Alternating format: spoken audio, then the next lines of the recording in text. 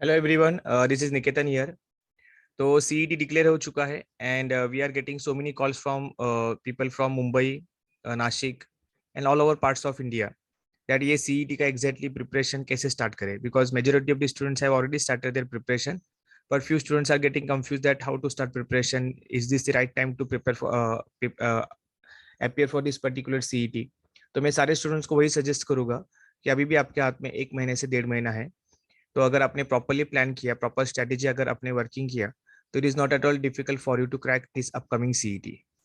Okay, तो आज का ये वीडियो जो हमने बनाया है, ये शॉर्ट एंड स्वीट वीडियो के थ्रू आपको ये पता चलेगा कि ये एमबीए सीईटी होता क्या है, इस एमबीए सीईटी का स्ट्रक्चर क्या है, एंड एमबीए सीईटी के बाद आपका क्या क्या प्रोसेस होगा कि जिसको आपको एमबीए में एडमिशन मिल सकता है। ओके, तो मैं व्हाइट बोर्ड के थ्रू आपको पूरा समझाने की कोशिश करूंगा। तो फर्स्ट ऑफ ऑल, जो लोग अननोन है कि who we are from Bright Ways. तो ब्राइट वेज ये मेजरली एमबीए सीईटी कोचिंग करता है from Thane. Okay, Thane East में हमारा ऑफिस है। एंड आप में से इस वीडियो सुनने के बाद जितने भी स्टूडेंट इंटरेस्ट होंगे हमारे वर्कशॉप के लिए, आप इस नंबर के ऊपर हमको मैसेज कर सकते हैं या कॉल करके अपना नाम रजिस्टर कर सकते हो। ओके एवरीबॉडी, तो देखिए एमबीए जो होता है ये वही स्टूडेंट्स करते हैं कि जिसको मैनेजरल पोजीशन पे जाना है कॉर्पोरेट सेक्टर में। तो आप रियल एस्टेट लीजिए, लोधा कल्पत और Hiranandani, real estate, retail, IT sector, Accenture, TCS, Capgemini, media sector, pharma sector, Crocin, paracetamol, ये जो भी गोलियां प्रोड्यूस करती है, जो बड़ी बड़ी कंपनीज होती है, सिप्ला, डॉक्टर रेड्डी, सन फार्मा, यहाँ पे आप एमबीए करके एज ए मैनेजर करके ज्वाइन हो सकते हो। फार्मा के बाद होता है टूरिज्म सेक्टर, मेकमेट्री, बैटर.com, गो, आईबीबो, ये सारे जो टूरिज्म सेक्टर्स होते हैं। उसके बाद है आपका बैंकिंग सेक्टर। बैंकिंग में दो प्रकार के bank, private bank and public bank. Okay, तो वहाँ पे जाने के लिए भी आपको एमबीए इन फाइनेंस की डिग्री यूज होगी।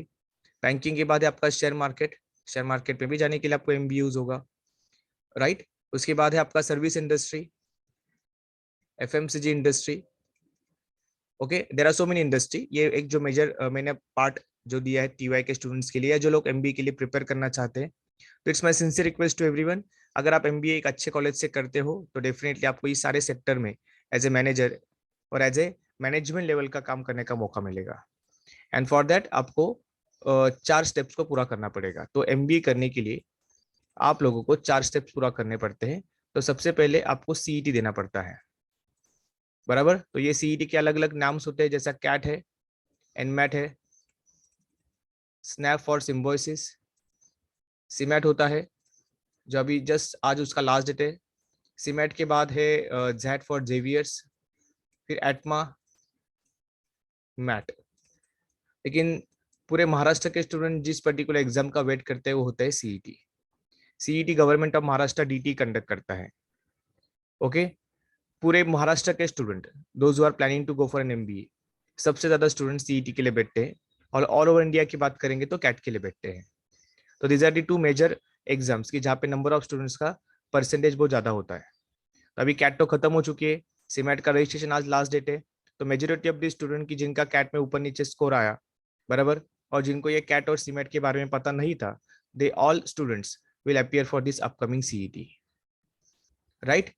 Clear everybody. तो उसके पहले मुझे ये आपको ये बताना अच्छा लगेगा कि एमबीए के 5 टाइप्स होते हैं, full time, part time, distance, correspondence and executive. But ये चारों को भी इतना जो वैल्यू चाहिए वो वैल्यू प्रोवाइड नहीं होता, इसके लिए फुल टाइम के ही लोग ऊपर निर्भर होते हैं। तो इस फुल टाइम एमबीए के 3 नाम होते हैं। एक होता है एमएमएस, एमबीए और पीजीडीएम। तो इसके ऊपर मैं अलग से एक वीडियो बनाऊंगा, बिकॉज अभी मैं इसके ऊपर बात करने लगूंगा तो वीडियो का लेंथ थोड़ा ज्यादा हो जाएगा। पर आप एक दिमाग में रख दीजिए, एमएमएस मुंबई यूनिवर्सिटी से अगर आप एमबीए करते हो तो एमएमएस, आप मुंबई यूनिवर्सिटी को छोड़ के जो दूसरे यूनिवर्सिटीज है लाइक पूना, ओके, वहां से अगर आप एमबीए करते हो तो उसको एमबीए बोला जाएगा। एंड ऑटोनॉमस कॉलेज से अगर आप एमबीए करते हो तो उसको पीजीडीएम बोला जाएगा, बराबर। तो इसके लिए मैं कल ही वीडियो बनाने वाला हूँ, एमएमएस, एमबीए और पीजीडीएम का डिफरेंस क्या होता है। तो आप कुछ भी चूज कीजिए, ये तीनों प्रकार के एमबीए में एडमिशन पाने के लिए आपको 4 स्टेप्स को क्रैक करना होता है। तो सीईटी जो आने वाला है, जिसका फॉर्म आज से चालू हो चुका है, 18th ऑफ मार्च से लेके 7th ऑफ अप्रैल तक फॉर्म आपके अवेलेबल है, आप ऑनलाइन जाके भर सकते हो। सीईटी के parallelly those who are planning to go for majorly PGDM, उनको कॉलेज लेवल पे group discussion and personal interview देना पड़ता है। ये भी बहुत इंपॉर्टेंट प्रोसेस होती है।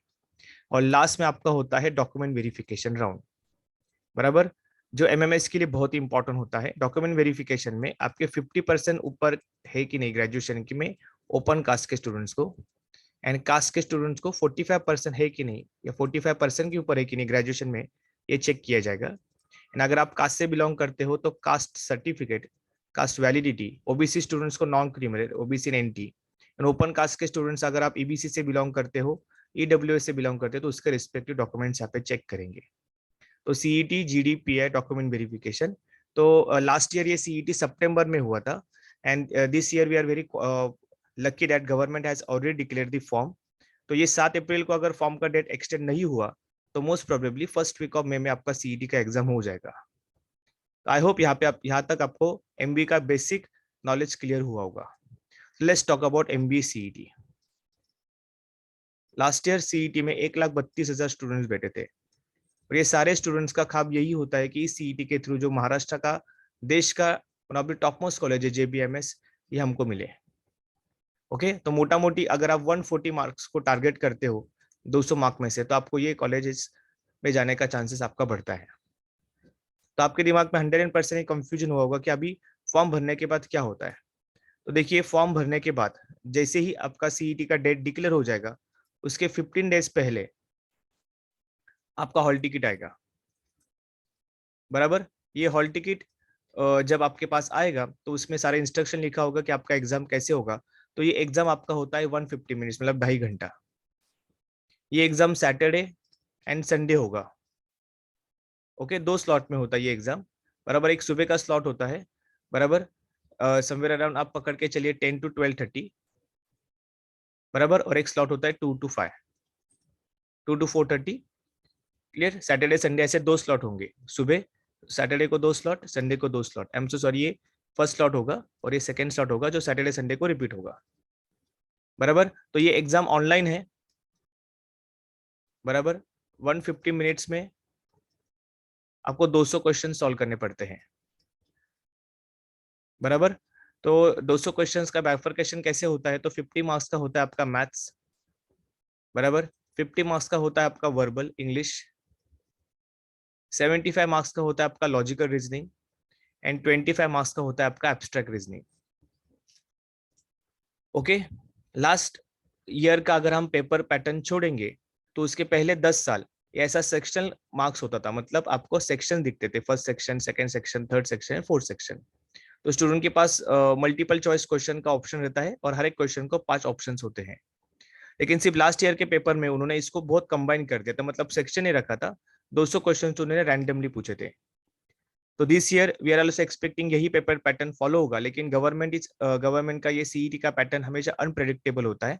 तो ऐसा भी आया तो आपको टेंशन लेने की जरूरत नहीं है, आप 2-3 मॉक्स इस तरीके से भी सॉल्व करके रखिए, so that you are mentally prepared.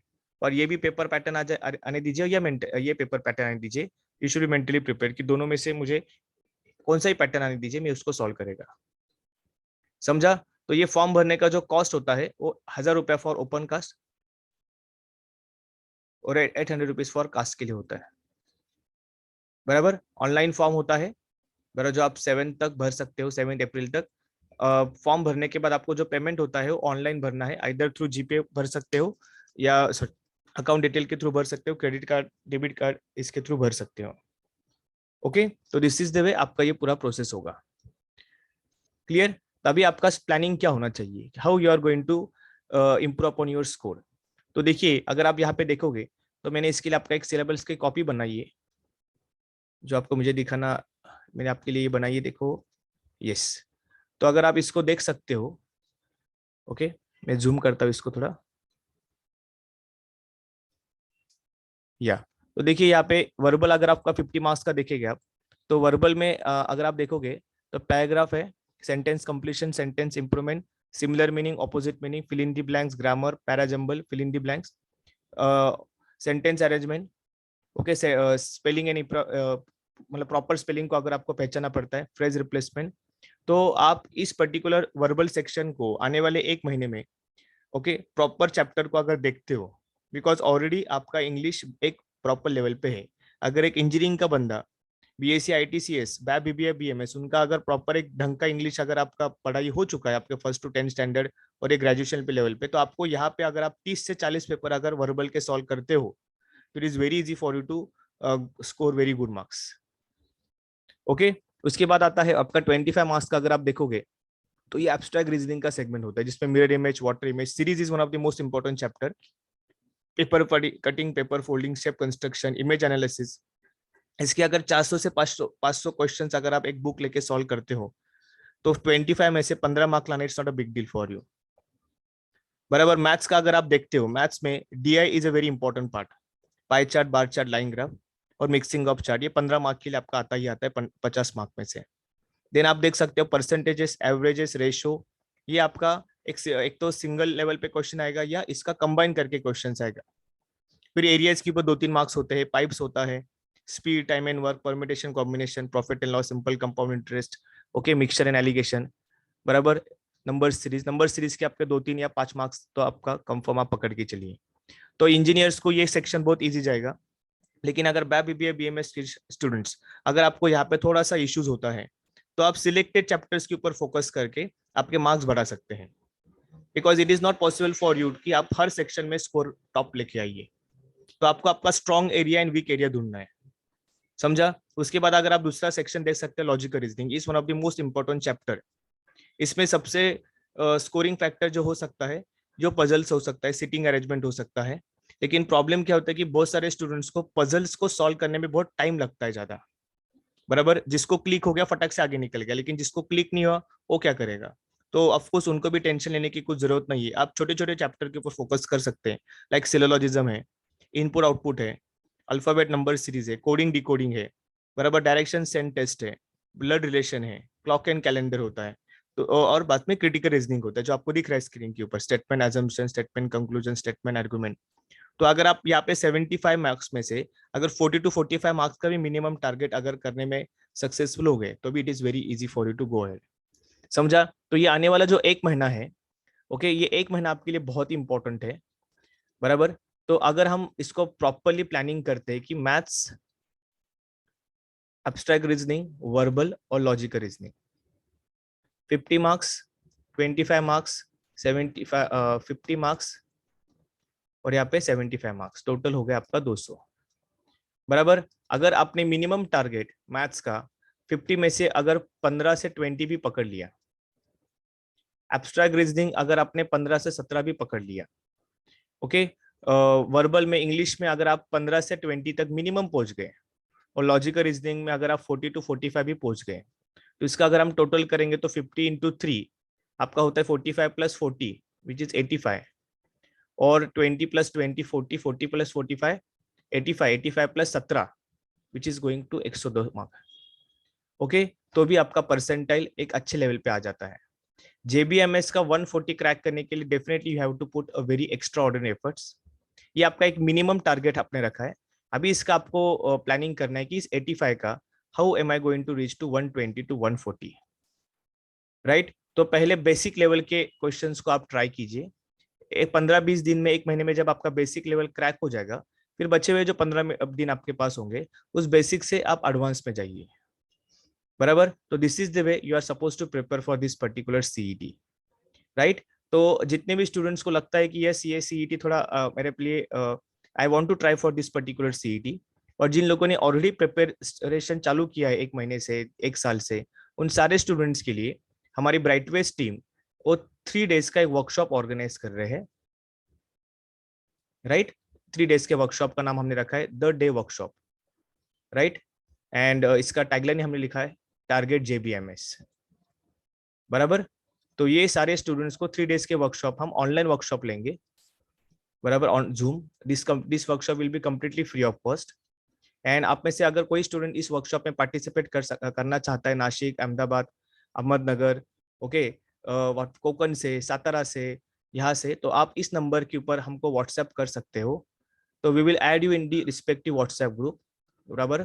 उस ग्रुप में हम रेगुलरली कुछ ना कुछ तो पीडीएफ भेजते रहेंगे, परसेंटेज से लेके, एरिया से लेके, वर्बल से लेके, एवरीथिंग। एंड ये वर्कशॉप खत्म होने के बाद at least you will get the basic idea कि मुझे एक ढंग का कॉलेज लाने के लिए कितना मार्क्स लाना चाहिए और JBMS को जाने के लिए मुझे कितने तरीके की मेहनत करनी है। ओके तो इस पर्टिकुलर एक्टिविटी को ये वीडियो को सुनने के बाद if anybody is interested they can text me on this particular number. जो हमारे ब्राइटवेज के रेगुलर स्टूडेंट है प्लीज आप अवॉइड कीजिए टेक्स्ट करना, बिकॉज आपके लिए ऑलरेडी ये 3 दिन का वर्कशॉप का आपको ऑलरेडी एंट्री मिलने वाली है। तो you are not suppose to text for this workshop, आपको इनडायरेक्टली यहाँ पे इनडायरेक्टली एंट्री है। लेकिन जो न्यू स्टूडेंट्स है those who are not part of any one of our WhatsApp group, आप प्लीज मैसेज कीजिए and get ready for this particular exam. Plus form भरने के लिए अगर आपको कुछ प्रॉब्लम है बराबर, तो हमने थाने में हमारा एक बहुत बड़ा सेंटर हमने एक्टिवेट किया है कि जहाँ पे हमारे मैनेजर्स आपके फॉर्म भरने के लिए आपको मदद करेंगे, बिकॉज ये लास्ट एग्जाम है यानी you can not take chance कि आप कैसे भी फॉर्म भरेंगे। तो फोटो का साइज कितना होना चाहिए, सिग्नेचर का साइज कैसे होना चाहिए, बैकग्राउंड कैसे होना चाहिए, उसके लिए हमारी टीम आपको गाइड करेगी। ओके एवरीवन, तो gate ready for this particular exam and कुछ भी डाउट होगा तो आप इस नंबर के ऊपर हमको व्हाट्सएप कर सकते हो। Okay, thanks a lot and get ready for this particular CET. Thank you.